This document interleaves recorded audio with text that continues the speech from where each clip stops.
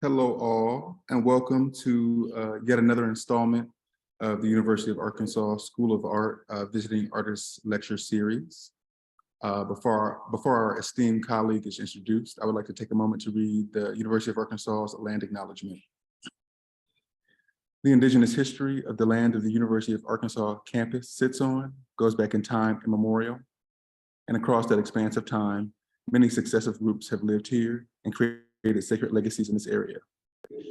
Fulbright College acknowledges indigenous peoples were forced to leave their ancestral lands, including the Osage, Caddo, and Quapaw nations with ties to Northwest Arkansas. We further recognize that a portion of the Trail of Tears runs through our campus, and that the Cherokee, Choctaw, Muskogee, Chickasaw, and Seminole nations passed through what is now Arkansas during this forced removal. We acknowledge all indigenous teachers, researchers, and all other residents in our community and region today. We proudly offer indigenous studies in our college and seek continuity and connection to the past as we look to the future with increased collaboration with indigenous governments and entities. All right, thank you, Mashinda. Hello, everyone, welcome. My name is Aaron Turner, and I'm an assistant professor in the photography area here in the School of Art. And it is my pleasure to introduce this evening's speaker. Carmen Winant is an artist and writer based in Columbus, Ohio, whose work utilizes found and archival images in the form of collage, sculpture, artist books, and installation to examine feminist modes of survival and revolt. Her work expands the public dialogue on the representation of women in Western society. Winant's project, My Birth, was presented as a part of the Museum of Modern Art's exhibition titled Being New Photography 2018. This large-scale installation consisted of over 2,000 found images of women giving birth, taped directly to two walls in the museum gallery. Winant gathered printed materials on the process of labor and childbirth, many of them from the 1970s feminist movement literature, acquired through garage sales, birth worker contacts, and eBay. In her most recent exhibition at the Print Center, titled A Brand New End, Survival and Its Pictures, is a photography-based exhibition, part of a 5-component project developed by the artist through intensive research. A Brand New End explores historical and contemporary representations of oppression, liberation, and self-expression through materials drawn from and inspired by the archives of Women in Transition and the National Coalition Against Domestic Violence. Winant's projects have been shown at the Museum of Modern Art, the Sculpture Center, Wexner Center for the Arts, the Cleveland Museum of Art, and as a part of Contact Photo Festival in Canada, just to name a few. Winant is the recipient of the following awards and grants: the Ohio Arts Council Individual Excellence Award from 2018, a Guggenheim Fellowship in Photography from 2019, the Pew Center for Arts and Heritage Grant from 2020, a 2020 FCA Artist Honoree, and a 2021 American Academy of the Arts and Letters Award recipient. Winant holds a BA from the University of California, Los Angeles, an MFA and an MA from the California College of the Arts. She is currently an associate professor in the Roy Lichtenstein Chair of Studio Art at The Ohio State University. She is a mother to her two sons, Carlo and Rafa, shared with her partner, Luke Steiner. Carmen, we welcome you to the School of Art and thank you for sharing with us this evening. Thank you so much, Aaron. It always feels like such an out-of-body experience when somebody reads your bio in front of you. I try just to disassociate, but you did such a lovely job of that. Thank you so much for having me. And I want to again extend a special thanks to Aaron, who fielded a lot of emails from me as I had initially hoped to come in person, and then that plan dissolved owing to family complications. So I just feel as though you all have been, so gracious, and the studio visits today, likewise, I feel moved and inspired and sort of charged up from those conversations. So thank you so much for having me. One other thing I want to make mention of is that, I also teach at, I teach at OSU, which is a similar kind of institution, right? Like a big research school in a so-called decentralized city. And I really believe in that. I believe in the work that we are doing here together, outside of so-called art centers, and in the context of, such sort of multidisciplinary higher ed. Okay, so with that, I'm going to share my screen and I'm going to sort of set up a little bit what I will be sharing this evening. I have again gotten a message that my internet is unstable. So maybe Aaron, if anything feels wonky, just chime in and let me know.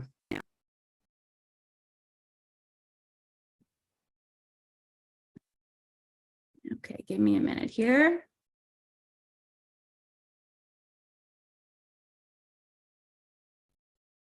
Okay. That's not what I want, sorry.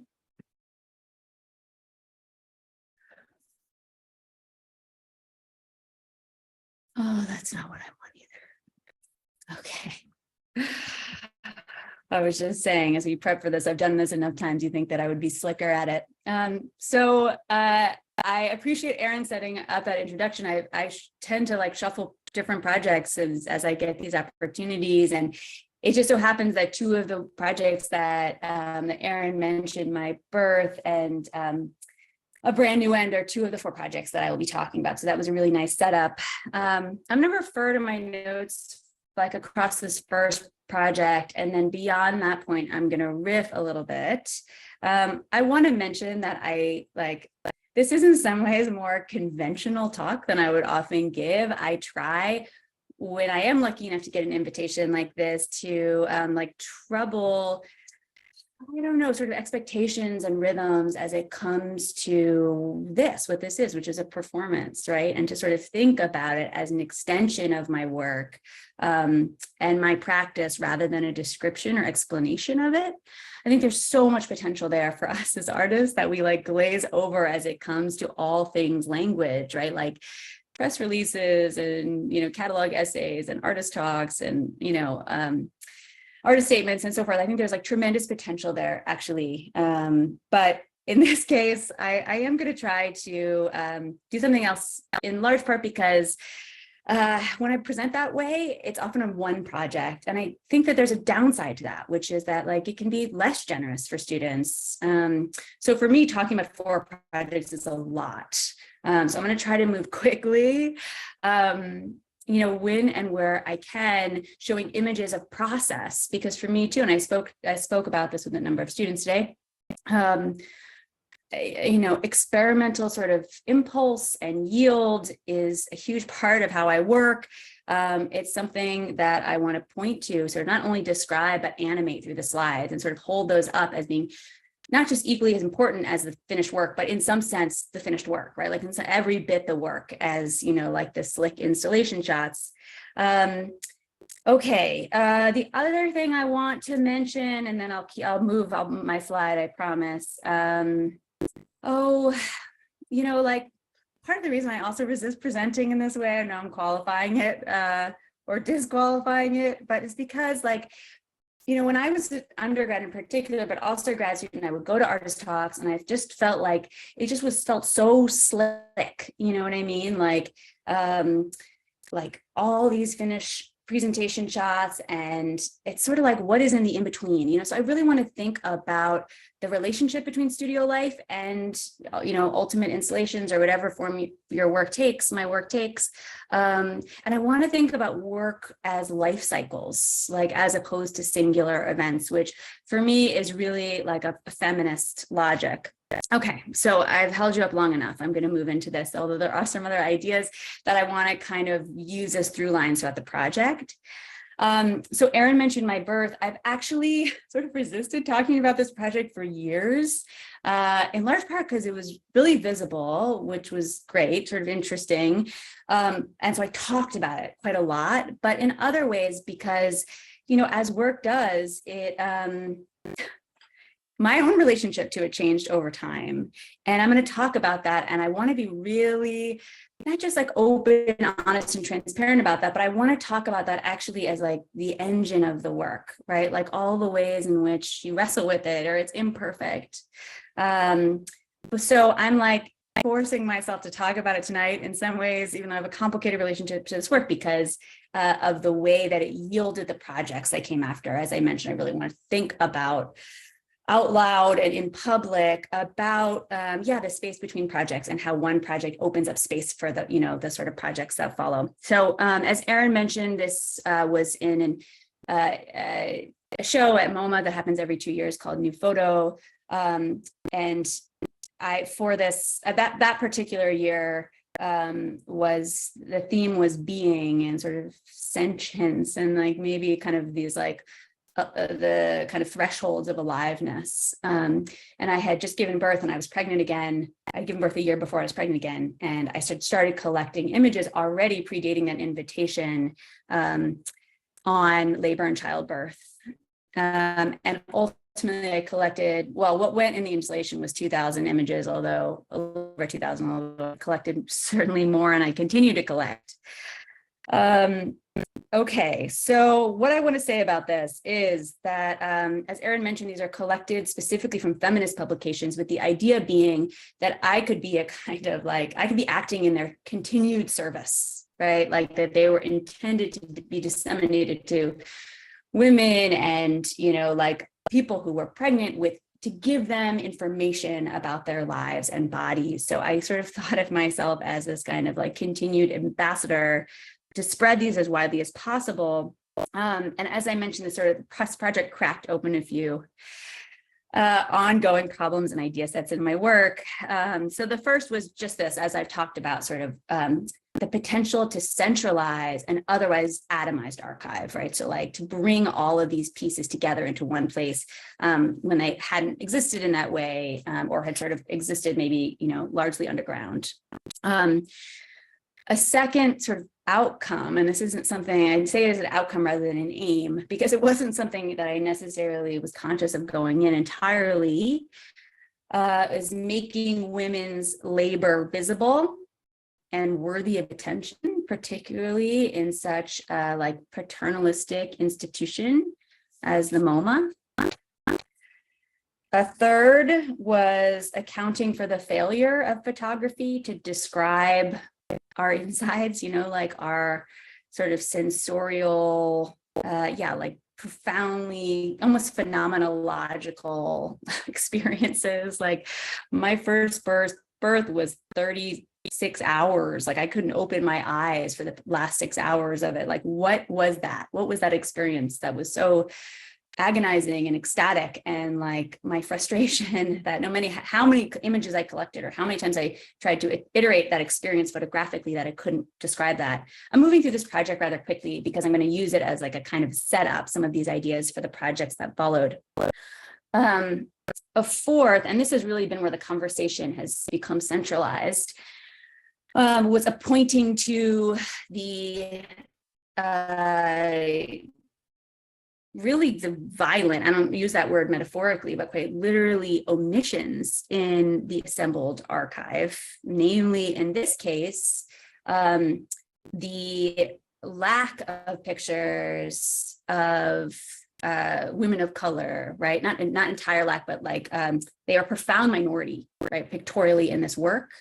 The minority of images of like gay, queer, lesbian couples, the lack, almost, there's very few women, images, of surgical births, right? So this sort of like reinforcing therein of this white supremacist heteronormative like image of this like white vaginal birthing heterosexual mother, and I mean, I want to get into this and talk about it. I'm going to do it in my next project that I present as well, which is like the crisis that I encountered in the making of this work, and thinking about how to contend with that, right? Because it was becoming rapidly clear that that was available in the archive. That's what was available, even in this like quote unquote outlaw archive. And the way that I handled it was to name it over and over and over, like in like 1 minute in the audio tour. That's what I talked about. I had like 150 words of like space for the wall text. That's what I talked about. I don't ever talk about this work without contextualizing that as a piece of the work, right? Not like just a problem with the work, which it is, but in fact, in some sense, what the work is about. Now, is that enough is a question, right? Like it's an imperfect solution. So I'm curious to hear from others on that. Fifth, and this is sort of an awkward slide to illustrate that, but was my attempt really for the first time in earnest to centralize like the working methods of the studio. This is why I use blue tape. This is how I this is how I work with images in the studio. I've never had like a system with lots of drawers that are cleanly labeled. I always have just taped things up to the wall so I could see them all at once. And I started doing that when I was making smaller discrete collages. And I just, like really I looked up and the walls are vibrating, and I felt like it was so much more interesting than what I was doing, for like the capital W work. So sort of thinking about like how I could transmute the working methods of the studio to the gallery, and sort of keep that like studio heat,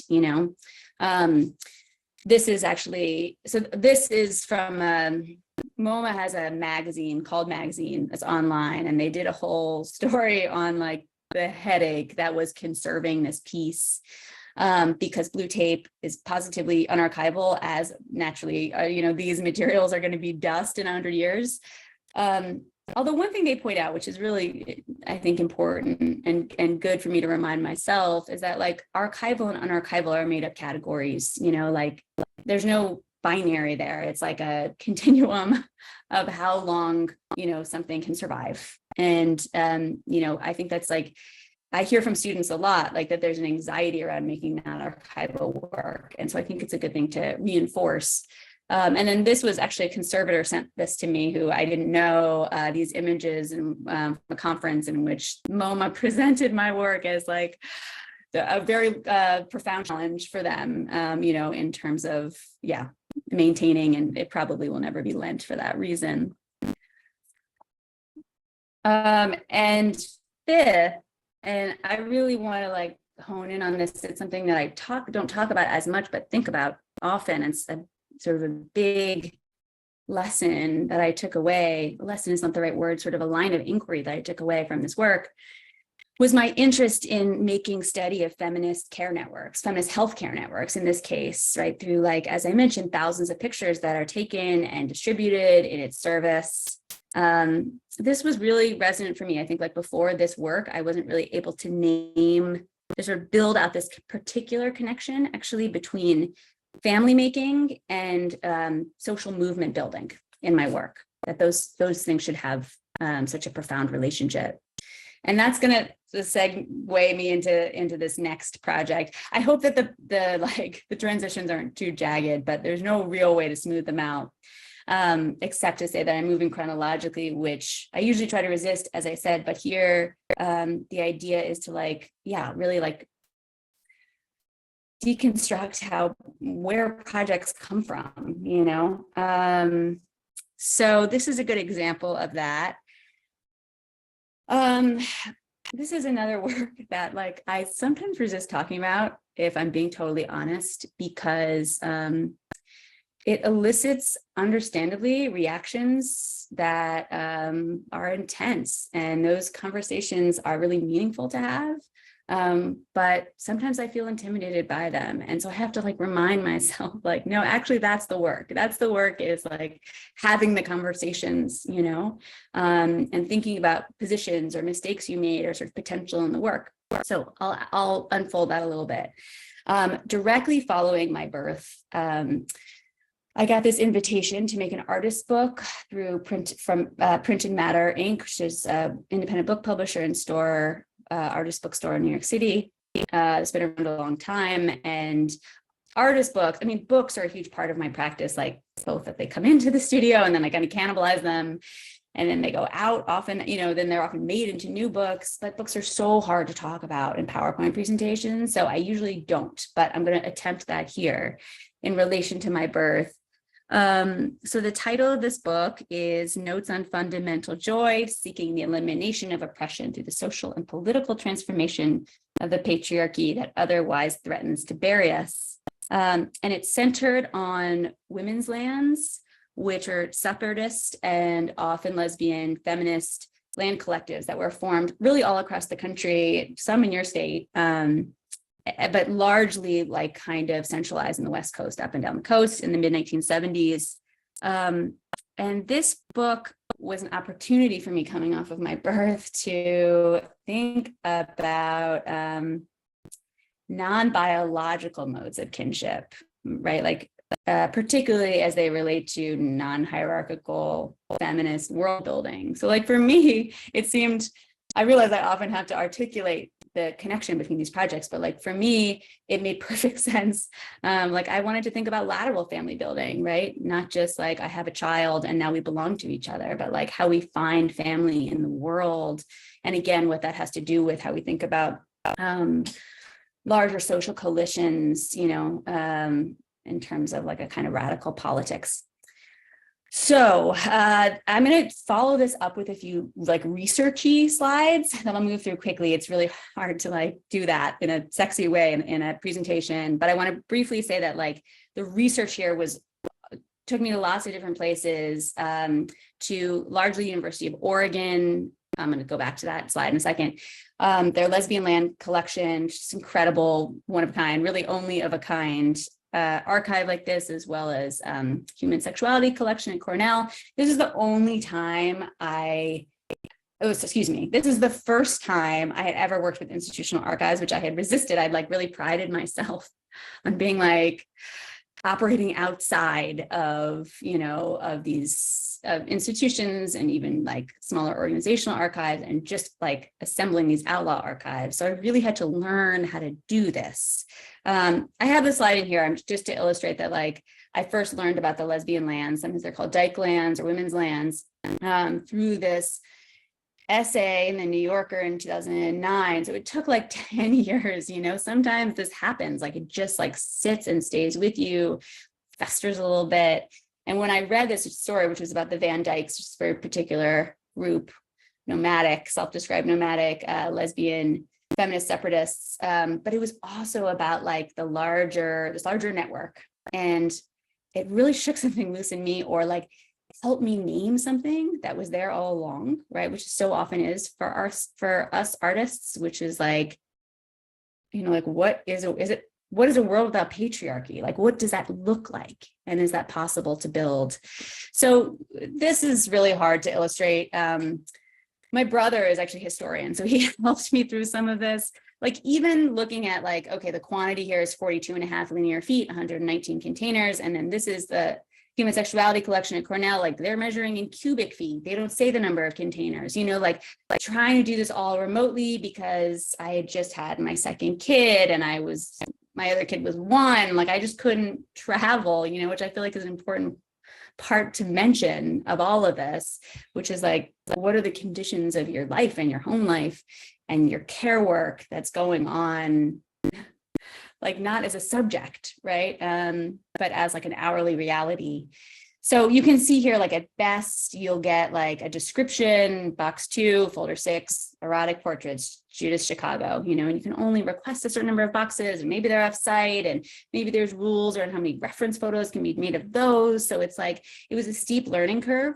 And I worked with like remote assistants at different places, and they would send images like these, like there's so many Google Drive folders. So like I would request, this or that folder and kind of make an educated guess, and they would go and make pictures like this, which if anyone has ever worked in an archive of this kind, you'll know, like when you make reference photos on your phone, you have to include, or you should include, the like call number, box number, folder number, title, folder title. So then that way, when you go back to re-request them, because then they have to re-pull them and re-photograph them. That's not something you can do by yourself. They have all that information, or you have it all rather, to plug it in. This is an important photo actually, because Carol Newhouse, who's pictured here on the left, has become a very close friend and collaborator, which is the real reason I do these projects. It's like art in service of relationships, not the other way around. And I also just love this picture. It's like a picture of Katie Niles taking a picture of T. Corinne, taking a picture of Carol Newhouse in front of a wall of pictures. It's just like a sort of like photography, sort of like field of dreams. And I also want to mention that, like, a few things. One, you can also see that like this is in the T. Corinne papers, who's one of the photographers, but it's a photograph by Katie Niles. So like, it's a very feminist archive. They're all like giving each other pictures and everything shuffled around, so I love how the archive itself kind of reflects the ethos of how they lived. And then the other thing that happened here, and you can see it under folder titles, is it says ovulars, right? Like women with cameras indoors. Ovulars, photo was by Katie Niles. This wasn't like a project about photography. It was like, and when I started, it was like a project about the women's lands. And I knew nothing about the ovulars. And I learned through this remote research. And that's something I really want to underscore, is like, let me get to that picture in a second, sorry, is that I was surprised by like the joy, the browsing, like that it was so revelatory to be able to move through the archive in this way, even at a distance, to be like, oh, what's the ovulars, and then like start to pull other folders that I wasn't planning to pull up until that point. And the ovulars were in fact a series of photographic workshops. There was photography happening all around the women's lands, but in a most concentrated way in these workshops that happened between 1980 and 84. Ovular, of course, being, a seminar, etymologically means literally like the spreading of seed. So think about that next time you use that word. So they renamed it an ovula, and there's a lot of renaming, dropping of like father surnames, oftentimes even taking of new first names, right? Like this sort of almost like June Jordan idea of like inventing a new language to match your like inner self. So I'm going to show you some photographs that were in the book, and then I'm going to show you some images of the book. I'm trying to like move quickly through these first 3 projects so I can spend a little bit more time on the last project. So this meant like working with individual women, getting images from archives. Everything is sort of like above board, right? Paying people. So these are not appropriated images as I had worked with in the past. And just like amazing image sets, it was enough to fill like 100 books. And And this kind of like beautiful affinity that happens where like, you know, you can find an image like this on the left, ritual of loss, light candle, speak story of our loss, burning ritual, etc. And then finding an image like this at a different archive across the country, you know, of the same community, of the same place, of the same ritual. So I'm going to, as I said, move through these a little bit quickly. I love this picture on the left, the way like, you know, the emulsion loss, you know, reads as like the flickering of a fire. These are the two photos actually that we cropped that appeared on the cover. There's so many haircutting photos in this archive. And I love haircutting pictures. It's really like, that's in large part because it's a way that women, when they got to the land, could like immediately change their bodies, you know, and not do any harm. So as I said, like it became so much like a meta project, as so many of my projects do, about photography and like the potential of photography as a tool, like as a political and ideological tool, but also as a tool of desire and sort of reinscribing desire, reinscribing self, which of course had everything to do with each other. And so many of these women described like being kicked out of their homes, they don't like, and not actually having photographs of themselves. You know, it's so layered, as you can see here. I love these pictures, as with so many like them. You know, like the photographer is every bit as nude as her subject, if not more so, which is like, yeah, feels so unfamiliar to see. And there's so many things about the way that they work that interest me in and around making feminist pictures. Like, what does that mean, right? Like not just the place you are and the subjects you're photographing, but like thinking in some cases about never having like a hero subject, right? Like, oh, there's always like, not always, but there's like, it's sort of decentralized. There's always lots of subjects in the pictures, or even like technically making a picture and not advancing the film and handing the camera to someone else and having them make a picture on top of that picture. Like, just like these questions of framing and composition and yeah, like image overlay, you know, are so compelling to me. This is a brilliant photographer named Lynn Reynolds. I love this photograph. It's like a photography exorcism or something. And this is a photo of the studio where they would hold these ovular workshops, and like they always look like this. It's like photos taped low, photos hanging from the ceiling, you know, like kind of chairs strewn about. It just doesn't look like any photo space I've ever worked in. So I'm going to move into showing you some images of the book. I wrote an essay that runs along the bottom, and it accounts for some of the history of this place, but really what it does is it wrestles with my place inside of it. Like, what am I doing here? You know, like, why do I think I have the right, you know, to belong to these pictures or to make them public? And, you know, to say nothing of like the question of like wrestling with some of the same problems as my birth, like who is this feminism for, right? And I shared this work some weeks ago with students, and, you know, like as when I've shared this work in the past, there are trans students there in particular who feel like they don't want this work to exist, right? Like it's not enough actually to present it with like nuance and wrestle with the implications and try to, you know, name the sort of exclusionary mandates, frankly, inside of the work,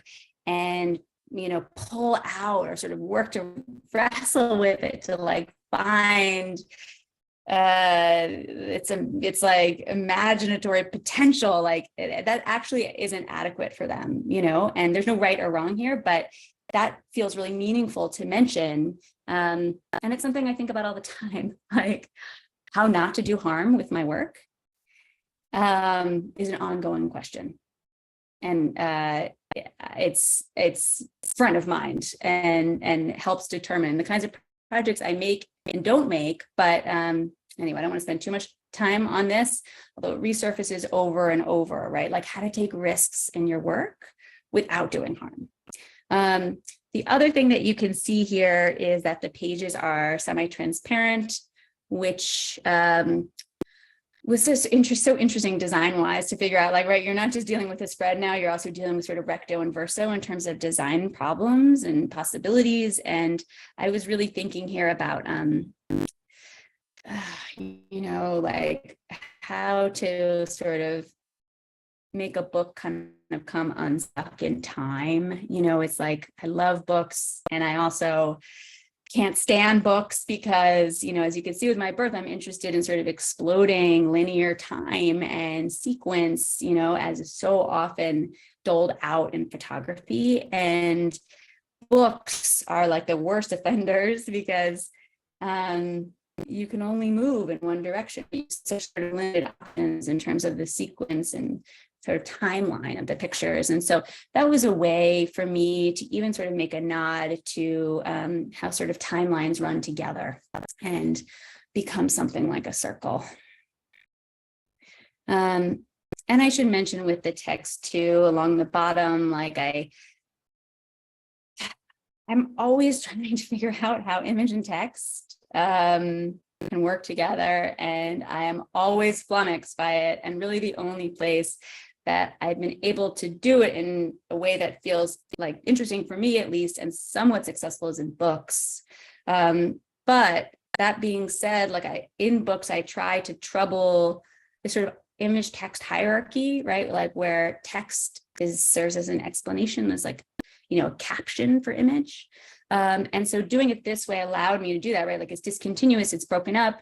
And in that regard, it reads not dissimilar to how an image would, but also so almost like thinking of it as an image, like literally like a low-lying horizon line, like a low ground, and then this sort of space of possibility, right? Like looking westward. And you can see here, this is the schedule for the ovulars. So it's like everything from creating photoerotica to like shooting 4x5. Okay, I'm moving into my third project, and then I'm going to try, as I said, spend the most time on the fourth project. And then I'm really hoping, I know these things are sometimes hard over Zoom, but I'm really hoping that we can get into a little bit with question and answer and conversation. So directly following that piece, I worked on, sorry, this image looks kind of crunchy, on this work, another one that had a long title. Why are these our only alternatives, and what kind of struggle will move us beyond them? Which was at this museum in Mexico City, and it was a part of a show called Maternity, Stockholm Syndrome, and like acts of care, acts of production or something. And it was really about like what we would call social reproduction, what used to be called reproductive labor, this sort of all the work that so often women do, right? Like all the care work that we do that sort of goes, that sort of fills up our day outside of our capital W work, right? Like what is that? What does that take from us? Why is it so undervalued? Why is it made invisible? And so the show was working to think specifically about motherhood inside of that paradigm. I'm just going to go back to this for a second. It's a little bit difficult to get a sense of scale. Like this is a doorway here. So the work, I wish there weren't stanchions, but they insisted on them. So the work is about 40 feet by about 18 or 19 feet. And each of these sheets is 8 by 10 or 9 by 12, I think 8 by 10. And so what I decided to do for the show was to work with the Marxist feminist philosopher, some of you may know Silvia Federici, who was a co-founder of the Wages for Housework grassroots radical feminist network, which was founded in the early mid-1970s in Italy. And it was really like a multinational grassroots network that I'm going to just make a crude reduction of it here to say that as its title indicates, that not like hyperbolically, not metaphorically, was pushing to pay care workers, both those who are completely unremunerated and those who are very low wage workers, to pay them for their work, right? Like, and for the billions, like, right, the untold billions.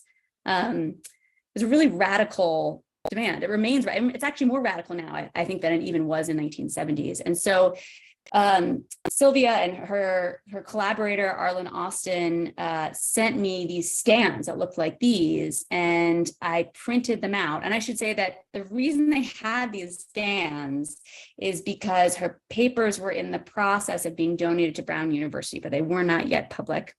And as you can see, like, this is just me printing them out as is and putting them up on my studio wall.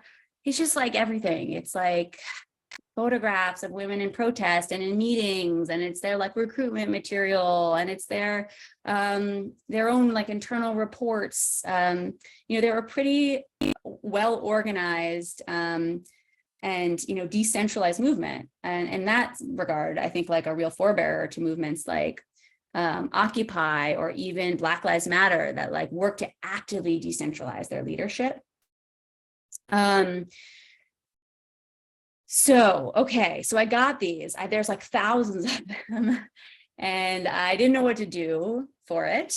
I'm like just printing them out and looking at them, although I didn't have nearly enough space in my studio. And I should mention my studio is in my house. It's in my garage. This is like like the door that the garage side's open on, although I don't actively use it.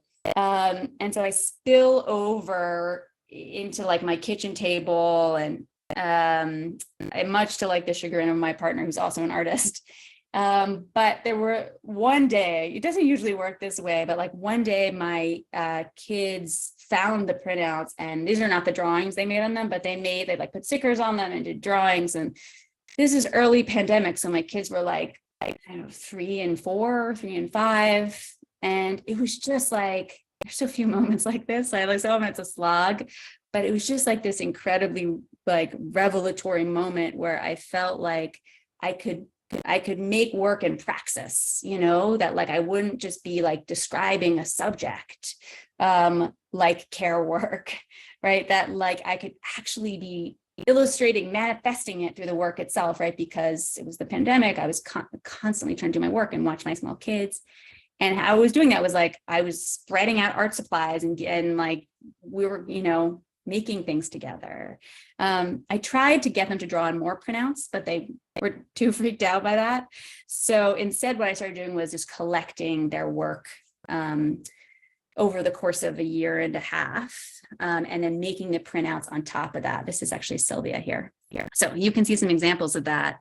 And I worked with an organization here in town. An organization, it's a few folks who run a print shop called Columbus Printed Art Center.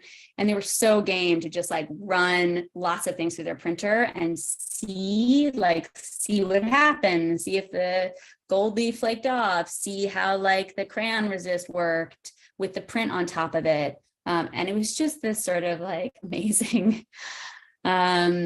experimental process. And I should say too, like towards the end, I didn't have quite enough for the grid size that I wanted. And I asked friends to give me like donate their kids art, and people just like came through, some people I didn't even know, and it just felt like very affirmative towards, the larger gesture of the work in terms of like breaking out of, these like nuclear units that we're in, and sort of thinking about systems of collective support and mutual aid.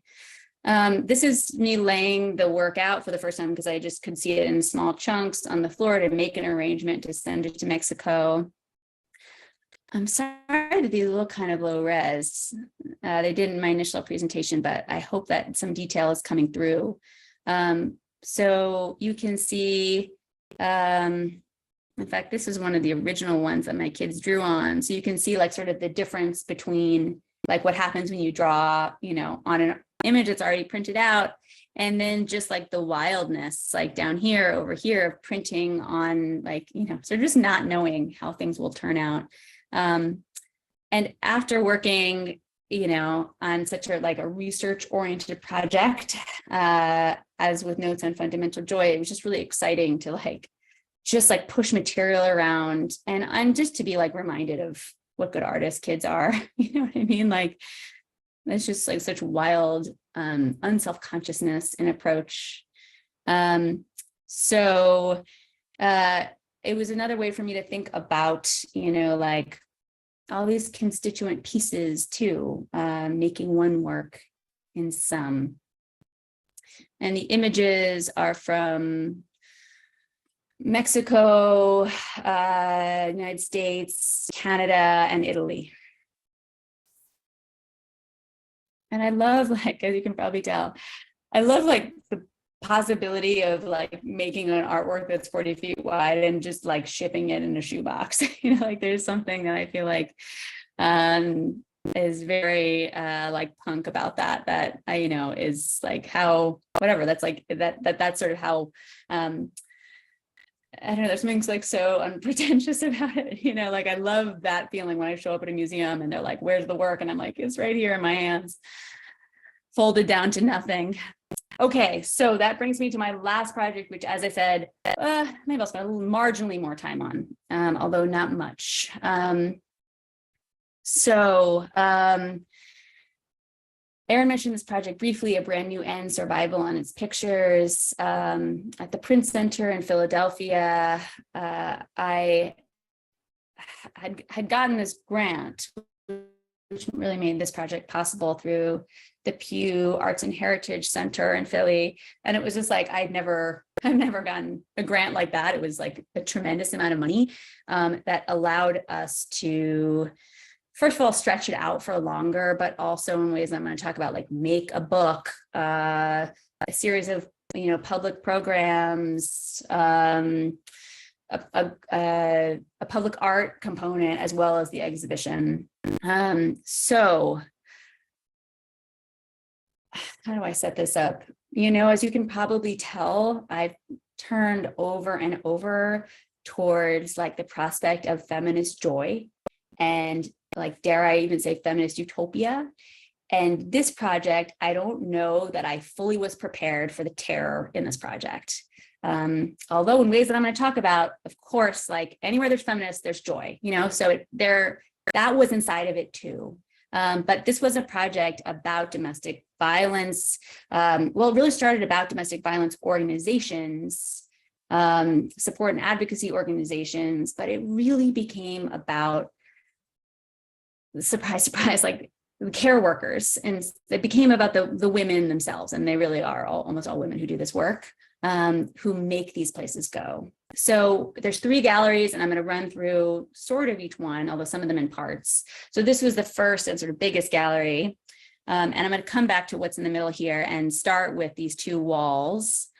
Those 2 walls hold newspaper clippings. So like the actual clipping themselves that's been saved. I think they reached as far back as the early 70s. Sorry, it keeps telling me my internet connection is unstable. So I'm assuming that someone's going to tell me if I'm wacky on your end. Every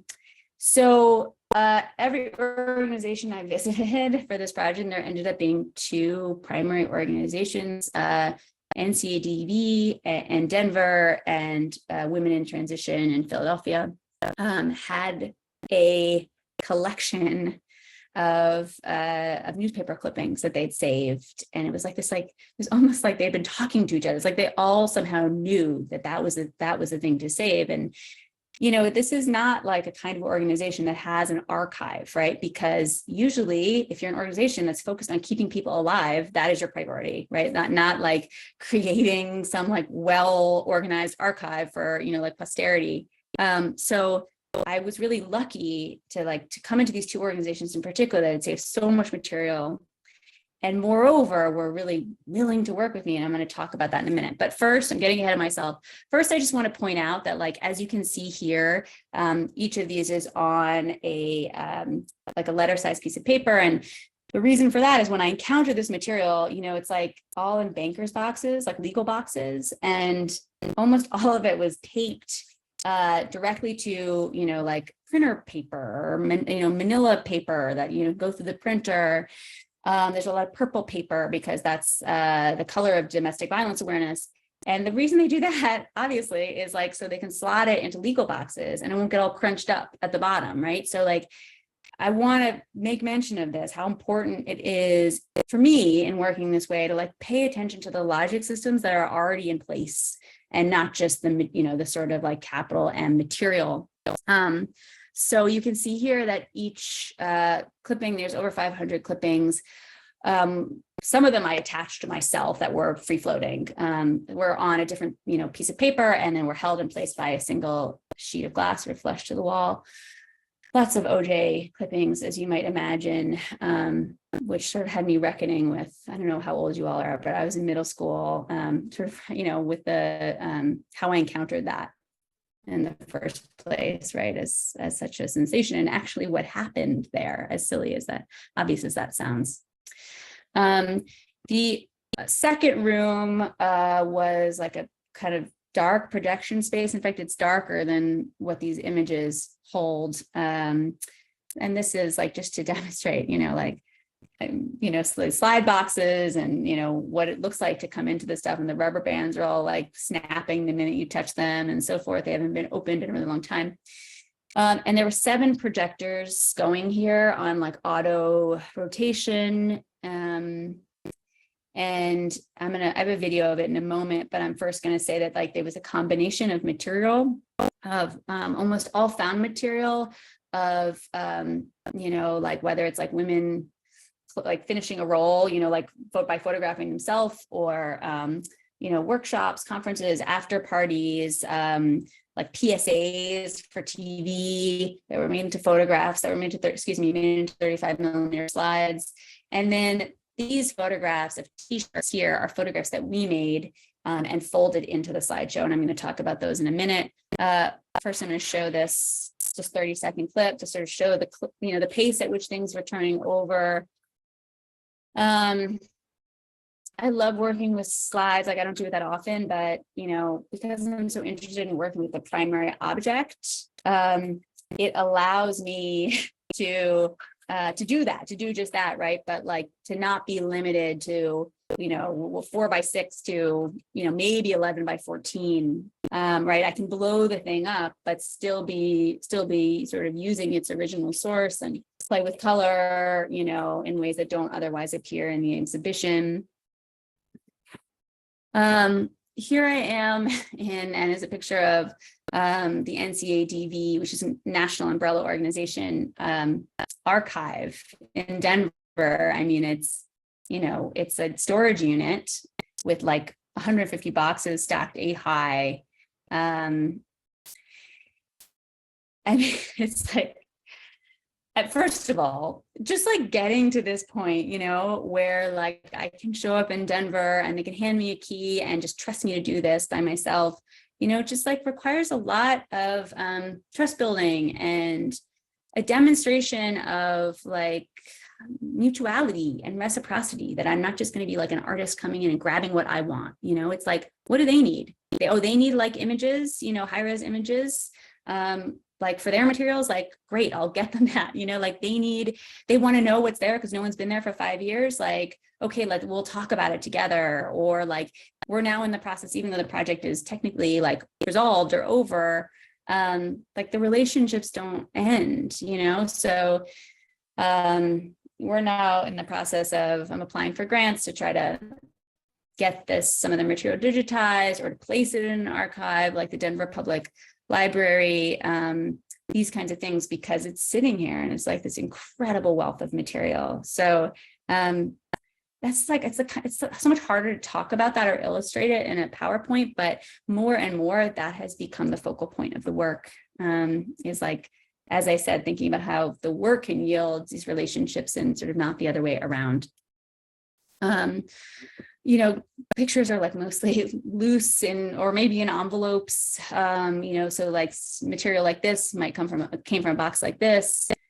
This is the Women in Transition Archive, which, as you can tell, looks very different. It was already organized when I got there by a volunteer archivist, and it's in a series of sort of flat files around their office. And this is Lindsay. We started doing this research in like the beginning. It was like truly like March 2020 when we started this. And so, we had to do a lot remotely. So here she is like looking through stuff as we're, FaceTiming with each other.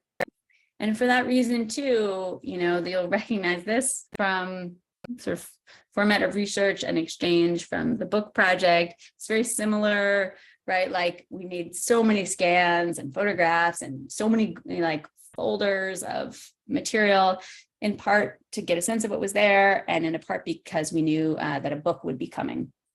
I mentioned the t-shirts I found in Women in Transitions office, literally like stored in trash bags in a closet. Over 200 of these t-shirts that were made largely in the 90s as a part of their clothesline project, which is a national project. Maybe some of you are familiar. I thought I had images. I think I have more images coming up of the t-shirts. So I'll actually hold on that until we get to those. Images of printed material, pamphlets. For like, Native women in Colorado living in reservations, for blind women who need material in Braille. It's just like incredible, as I said, wealth of material, lots and lots of slides. So like what you can see here actually are staff members of Women in Transition that are like, as with here, that are posing for photographs, because it wouldn't, it would largely be unethical to make pictures of women like this in such a vulnerable position, and certainly for me as an artist to then use those images. So these are posed images for that PSA that I mentioned.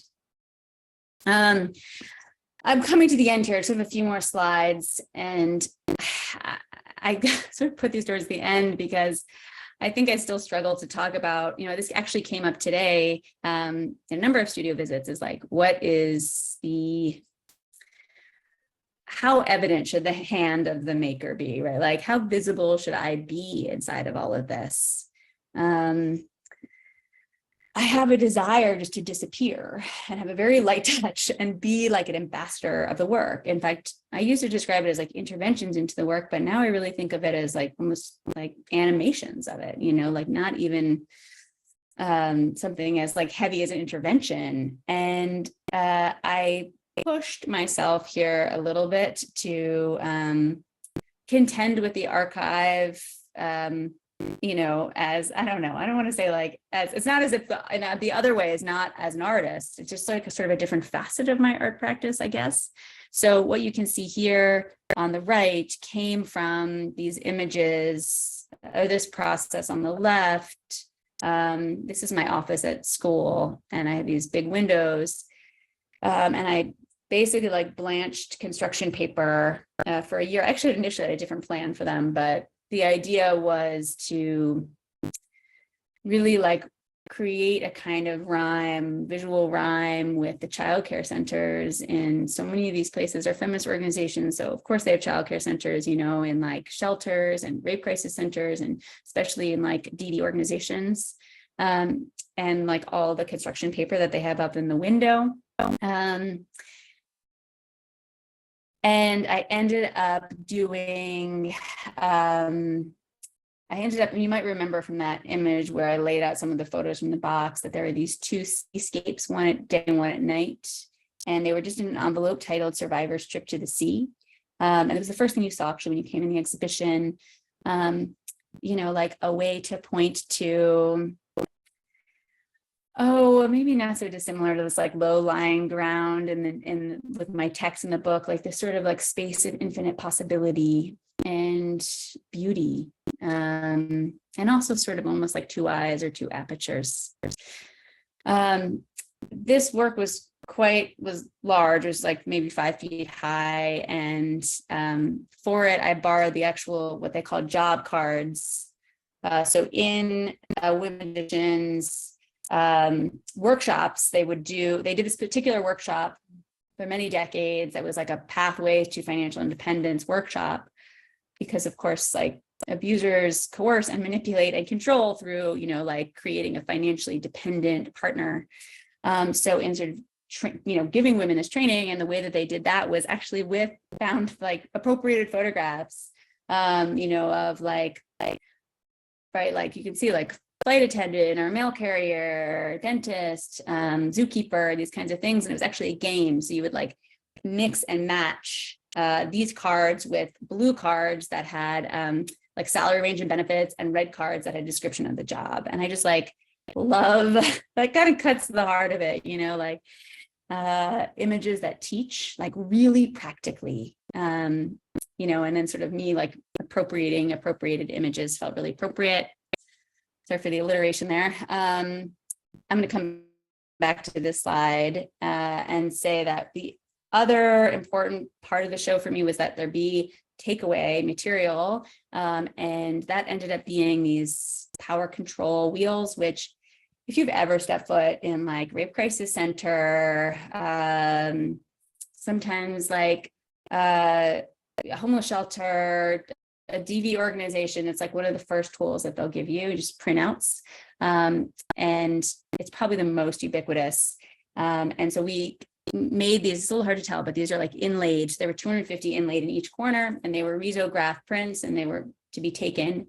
And this was in the center of that first room that I showed you.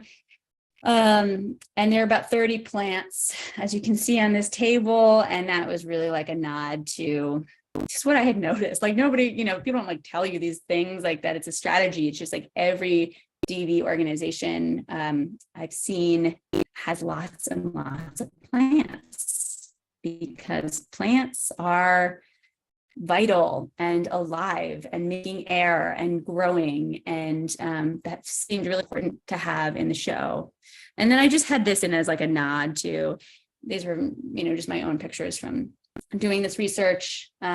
Equality wheel on the right and the wheel of emotions on the left. There's lots and lots of wheels. Even the tables in these organizations are circles when they do workshops, like nobody sits at the head of the table, and that feels like a very important, like structural feminist mechanism, right? Like down to like a consciousness raising that like everybody sits in a circle, and that extends, to like the architecture, the furniture, and the like infographics or sort of pieces of visuality. Okay, as promised about the shirts, this is kind of a complicated slide. Let me see if I can explain it. This is our photograph made in like, 2021 or something. And this is Jaime, who's making the photograph in Women in Transition. Here you can see their plans.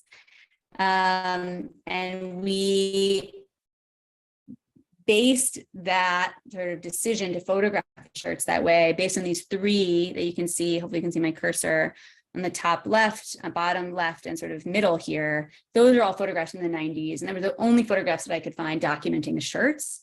And so there was a nice kind of like logic there, not like that we were working to make a replica or something, but that again, we were sort of paying attention to how they cared to document them in the first place. These are shirts that are made both by survivors and family members of survivors. They are incredible and harrowing, and if you know anything about this project, Clothesline Project, you know that they're color coded, so it's different colors if you are a survivor of like incest or sexual child abuse, as opposed to what they would have called at this time battery, as opposed to not that these things are exclusive of each other, as opposed to like a family member of somebody who was killed by an abusive partner. So there's all these sort of like systems inside of them, and then they were also attended, each one, by a kind of a small piece of paper that had a description of written by the woman who made the shirt, of sort of not of explaining the shirt, but sort of like of where she was in life, what she was feeling. And that in the book corresponds, although it doesn't in the exhibition. So I want to show you those to lead up to this final few slides.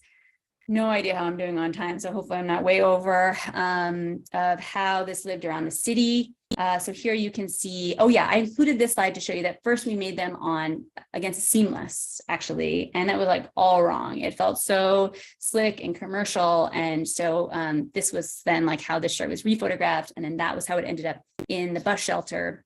There were about 30 of them around Philly for the course of the show.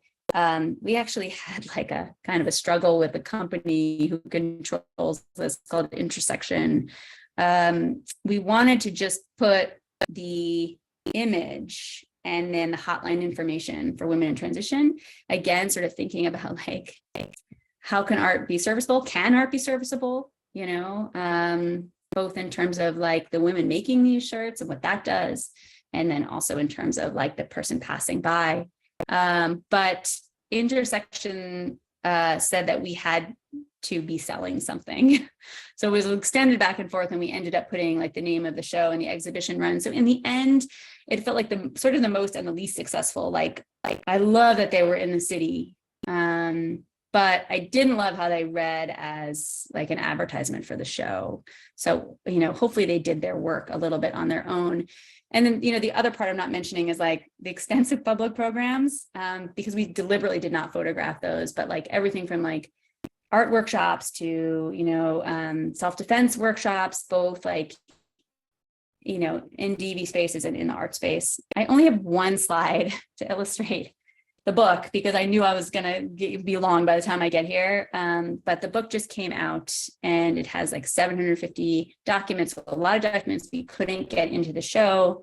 And then it has text commissions, 12 pieces of text where we asked folks who are both like artists and activists and survivors, again, not these categories are exclusive of each other, and, you know, like policymakers and, you know, people who are involved in this space to not to like make an explanatory text, but instead to pick a single image from the archive and to respond to that image. But this is the only slide I have, so apologies on that front. Okay, I wanted to end on this image, which I found in the archive. As you can see, the WIT staff from 1980. They were founded in 1971 in West Philly, and a lot of the women came over actually from what was then called the Women's Liberation Center. And it's just like it's an incredible photograph, you know, like you can just really see, as I said, like the joy in feminist coalition building, even if it's in, you know, in service of survival. And also, you know, just how like what a multiracial coalition this was in 1970.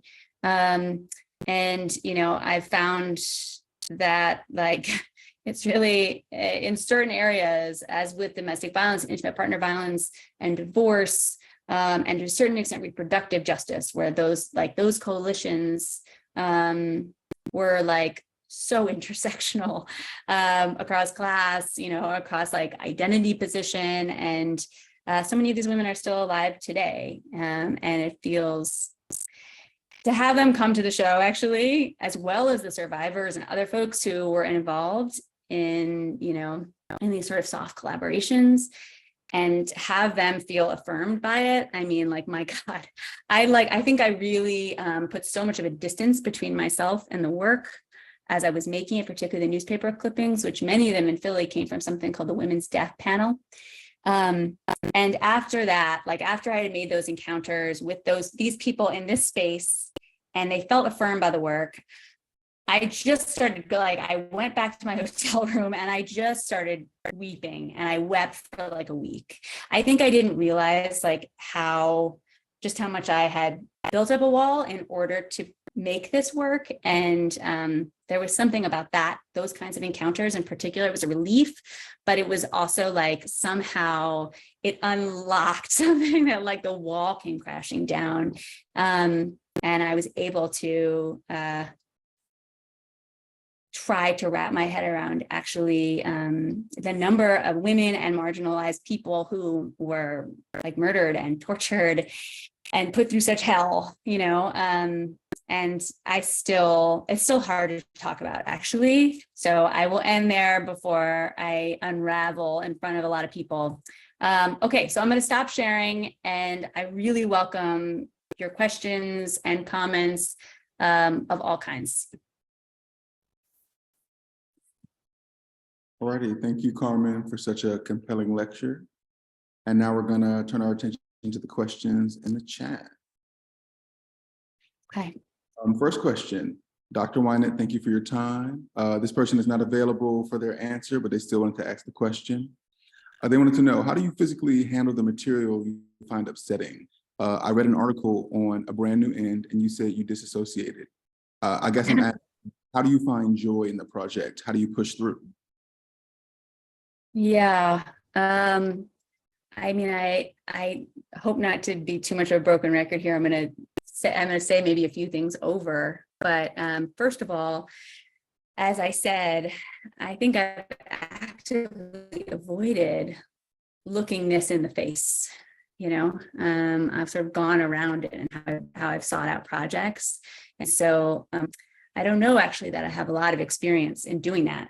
Outside of this project, but because this project was so extensive and so recent, I just want to say again that like there's no right and wrong way to do this, but for me, like building those relationships and friendships inside of the work as I was making it, you know, allowed me to feel like, first of all, like I even should be there doing that in the first place, but also it just is like a reminder of, you know, it's like you go into Women in Transition and like folks are laughing together, like it's people are alive there together doing their work, and their work is so meaningful. And so it's not only despair, but that is a big part of it. I wonder if other people have healthier ways to do it than I do. I mean, as I said, like I don't know that putting such a distance, emotional distance between me and those newspaper clippings in particular, only to have it crumble, is like the healthy way to do that. But that is what happened.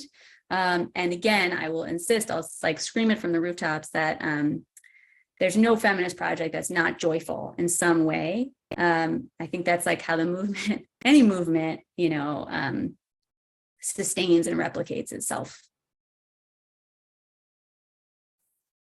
Thank you.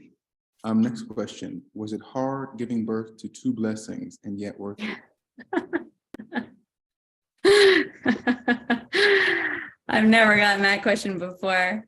Yeah, it was hard. I mean, my God, I was a competitive long distance runner in another life. So I really thought I was somehow equipped with like some X factor. And I, you know, of course, like that's not how it works. You know, as I mentioned, my first birth was like almost 2 days. My second birth was much shorter at 8 hours or something. But yeah, talking about this, like talking about giving birth, being a parent, or like the nature of care work, as I mentioned, for me feels really important inside of all this, not just as a subject, but as a lived reality. Was it worth it? I hope it was worth it. My God. And, you know, it like propelled me obviously into making a project like my birth, as complicated as that was. And like, ultimately, I would like to think that having kids and the experience of giving birth really shifted my approach to art making. You know, it's like so easy to feel like the lived experience on the ground is like, you know, my kids are now 5 and 7, like, they have so many needs, you know, and my kid was homesick from school today as I was trying to prepare for this. I didn't, you know, have time and et cetera, in the way that I would have liked. So like they are in competition, but how to like, I'm always driving towards how I can be part of one project, one like lived project that's not just like about the subject of my kids, right? Or the subject of being a mother, the subject of being a care worker, that's like not enough, you know? Anyway, I'm veering from the question, but yeah, it was painful, but it was also ecstatic to watch a body come out of your body. I hope that's adequate. All right, next question. What influences your decision on the type of presentation and placement of your work? How does presentation and placement affect the way you hope people view and or react to the work? Yeah, I'm still working on that. That's such a good question. As I mentioned at the top of this, I'm really interested in playing with this form. I know that might have been a little frustrating because I said I was, and then I went on to do something, like a little bit more straightforward or conventional with showing like just discrete bodies of work and talking about them chronologically. But I just remember as a student, I still feel this like just so frustrated by like how rote so many artist talks felt. And I just wanted them to be messier and to like kind of describe all the weirdness of the studio and what it feels like to not know what your next moves will be or to make mistakes. And I don't know, we have such a hard time doing that in artist talks. So I really want to encourage folks, even though again, I know I didn't really do this tonight, to be like so thoughtful as this means, so many different things to so many different folks and practices, but in sort of potentializing this form, to think through new ideas, right? Like to make knowledge the same way you do in the studio. All right. What was your first experience working with photo archives, and what led you to want to keep working with them? Now that you have spent more time working with archives, how do you view the relationship between your work and the archives you pull from? Right. Good questions. It's funny, like sometimes it's not funny, I guess it's obvious. Like I'm described as an archives artist or something for obvious reason. I don't really think of myself that way. Like I feel like I use archives because that's where, I'm interested in sort of reaching back towards like other forms of like radical feminist organizing. And that's where so much of the material lives. So I've learned how to navigate them, but I don't know, maybe I just have to come to terms with it or something. Anyway, the question, it was a very slow process. Like I used to be a real photographer and I slowly started to sort of make pictures of other people's pictures. And then eventually I sort of pushed the camera to the side and I started just, so like contending with those primary objects. And then, as I said, it took a really long time to even like consider working with institutional organizational archives. Like I really felt like this is it. Like I'm going to assemble the thing. So it's just been like a learning curve. As I said, it's like, you've learned to work with an institutional archive, and then like all of a sudden you go to a storage unit with 150 boxes, and it's just like, how do I handle this? Like, how do I keep track of where I'm taking material from? As I said, like, how can I act in some form of reciprocity with the organization? Like, so everything is unique. As I said, even institutional archives vary. So I feel like it is a perpetual learning curve. And even though it doesn't appear so at every stage, it involves people, like even librarians of the archives, so much, like, the women who lived on the land. Like, it's just, that's so much a part of a living archive. Even though, as I've said many times, it feels very difficult to illustrate that in PowerPoint. Did I answer all of those? And there were a couple of questions inside of it. Did I hit them all, Mashinda? I think you did. I think that was a good sweep. Okay. All right. We just have two more. Okay. We have two more questions, and then we'll let you go. What is your opinion on the modern feminist take on childbirth being seen as anti-feminist? Are there themes within childbirth that you can see that argument in? I'd like to hear your thoughts on the experience of children from your perspective of a feminist. I wonder what is meant by the modern feminist take on childbirth as anti-feminist. I'm not exactly sure what that means, but I can still try to take a stab at it. I know that, there has been really like a kind of awakening to the idea that there's not one correct way to give birth, right? Like this idea of natural childbirth is not a thing, right? Like there's a continuum of birth, right?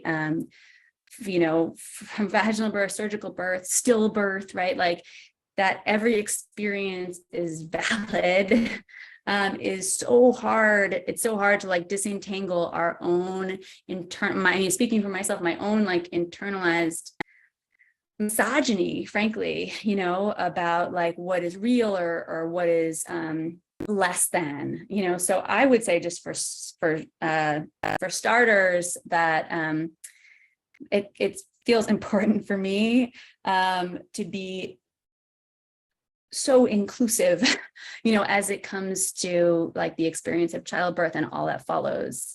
Now, there is perhaps also another piece of this that this person might be referring to, you know, as it comes to medicalized racism and, you know, who gets to live through birth.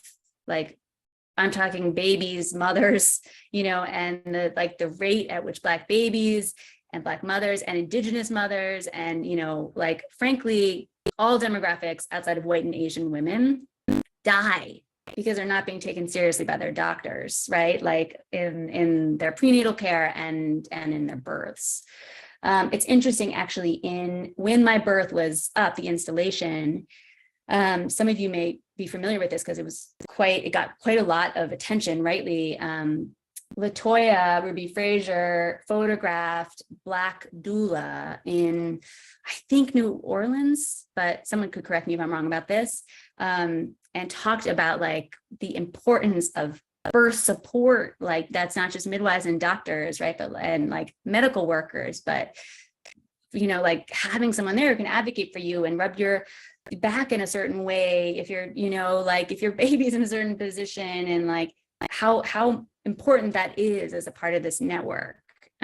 So I want to mention that because like there's no feminism if there's racism, you know, like there's no feminism if there's classism. There's no, right? Like this extends to like who lives and dies. And I think that, you know, that's in part what I mean too, when I'm talking about like the violence of the archive. It's like, I think for the first time in Making My Birth, I understood that that's not a metaphor, you know, that's not like a symbol when we say that people actually die, like that the archive actually does that kind of harm.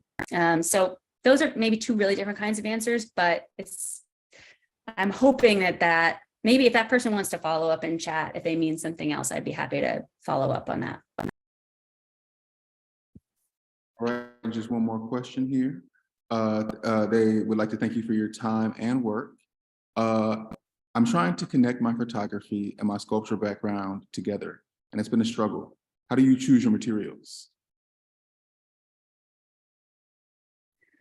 Yeah, bit by bit. I mean, I also think a lot about this, not necessarily like photography and sculpture per se, but how photographs are objects, you know, like they're objects like every other object, you know what I mean? They're not magic boxes, like they have a front and a back, they've been touched by people, shared, you know, between hands, between generations, between like, you know, networks, like social networks. And so I think more about like, how do I point to that? You know, like, how do I point to the fact that it's this material thing? It has like a haptic quality. And it's a little bit hard to see in a slide, but that's like so much why I'm leaning into the primary object. Like there's such a variety of, you know, like materials and levels of translucency and that point to their, you know, like their material selves. So I don't know how good I would be in talking about like merging mediums as much as thinking about like the potential of the medium, like what interests you, you know, about that medium that you want to center, you know, and sort of like make inquiry into. And so for me, like when I do move into a more sculptural mode, it is like in service of like the thingness of the photograph. I think there's more that could be said there, but maybe I'll leave it at that. Well, Dr. Winant, I would like to thank you for your time and generosity this evening. We really enjoyed your talk, and we can't wait to see what you do in the future. I appreciate that. I'm not a doctor, but I'll take it. We love I that. thank you so much for that's my father, Dr. Winant. We love that. I thank you all so much for your thoughtful questions. And again, generous invitation and meeting with grads today was so great. Thank you, Carmen. Thank you. I hope to meet in person. Bye, everybody. Bye. Thank you.